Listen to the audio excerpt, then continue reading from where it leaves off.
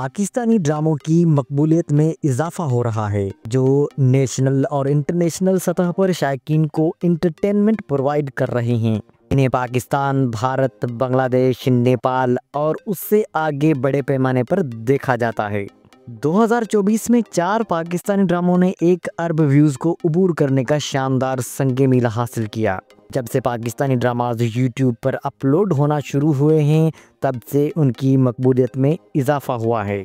YouTube पर subtitles की दस्तयाबी ने पाकिस्तानी ड्रामों के नाजरीन को मज़ीद वुसअत दी है, ज़ुबान की रुकावटों को ख़त्म किया है और उन कहानियों को दुनिया भर के नाजरीन के लिए काबिल रसाई बनाया है, जिससे पाकिस्तानी ड्रामों को इंटरनेशनल मकबूलियत की नई बुलंदियों तक पहुंचने का मौका मिला है।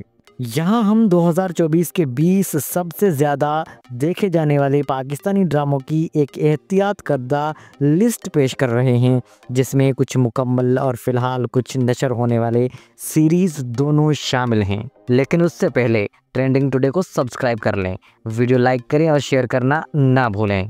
इश्क मुर्शद, जान निसार, कभी मैं कभी तुम, राहे जुनून, खाई, खुमार, नूरजहां, शिद्दत, इश्क हुआ, रद्द, जेंटलमैन, जर्द पत्तों का बन, कफारा, बेरंग, हसरत, जफा, सुन मेरे दिल, तेरी छाँव में, बिस्मिल, दुनियापुर, इक़्तिदार।